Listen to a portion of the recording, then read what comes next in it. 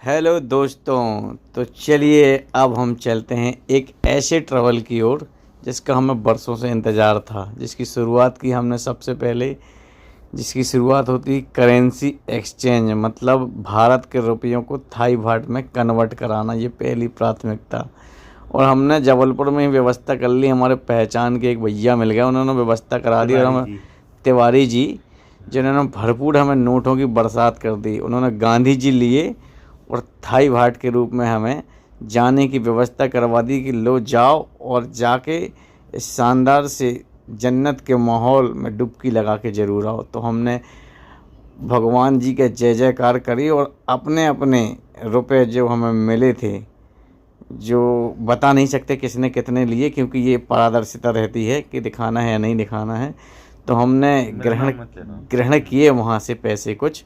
और हमारे ये जो भाई लाल शर्ट में दिख रहे हैं ना, इनका एक्साइटमेंट कुछ ज़्यादा ही चरम पे था। इन्होंने एक पूरी गड्डी ले ली वहाँ से और बोले बताऊंगा नहीं भैया, वहीं चल के आप लोग को कुछ कम पड़ेंगे तो मैं तुम लोग की हेल्प कर दूंगा। तो ये गड्डी की कुछ वैल्यू लगभग लगभग लाखों रुपए में थी। इससे हमारी बिटिया रानी मन्नू ने हमें बाय बाय बोला। मौली गाड़ी पकड़ के बैठी थी कि जाना है कि नहीं, और हमें थोड़ा मेट्रो बस का अवरोध हुआ। तो हमारे डॉक्टर साहब, जो हमारे बहुत अच्छे फ्रेंड हैं, इन्होंने कहा भाई हार नहीं मारनी है, बस नहीं है तो ऑटो से ही चलेंगे, लेकिन चल के रहेंगे। तो बस इसी तरह इन्होंने ऑटो की तैयारी कर ली और नहीं मिला ड्राइवर तो खुद ही गाड़ी लेके चल दिए, लेकिन चलेंगे ज़रूर। ये एक हौसला था कि इस बार थाईलैंड जाना है, मतलब जाना है। ऐसी तैयारी के साथ हमारे डॉक्टर साहब ने मारा एक्सीलेटर और बोले चलो महाराज चलेंगे ज़रूर। साथ में कुछ सवारी भी ले चले गए। रास्ते का खर्चा निकला, बस निकल रही थी, साइड दी और पहुंच गए जबलपुर के रेलवे स्टेशन पर। और हमारे लेट लतीफ़ भाई, हमारे विपिन भाई पहुंच चुके हैं अपना सूटकेस लेकर। और हमने अपनी थर्ड एसी की सीट में रिजर्वेशन जो कराया था, अपनी वहां पे व्यवस्था देखी। भाई अपना मोबाइल खाली करने में लग गया, उसको लगा था कि ऐसा ना हो कि वहाँ पहुँच जाओ जगह ही ना बचे मोबाइल। डॉक्टर साहब ने कहा ऐसा ही है साला, ऐसा ही करता है।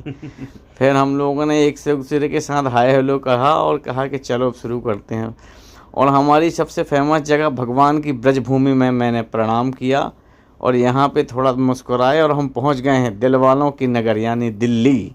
दिल्ली में हमने व्यवस्था देखी और सबसे पहले चाय पे चर्चा की, जो हम लगातार करते हैं कि आगे क्या करना है। तो चाय पे चर्चा करने के बाद हमने डिसाइड किया कि अब थोड़े टाइम बचा है फ़्लाइट के टाइम का, तो कुछ देर अपन होटल में रेस्ट कर लें। तो हमने पकड़ लिया अपना वही पुराना साधन यानी कि ऑटो, और दिल्ली की शानदार गलियों से होते हुए हम निकल गए। लेकिन वहाँ रेस्ट करने के बाद हमने पकड़ ली कैब।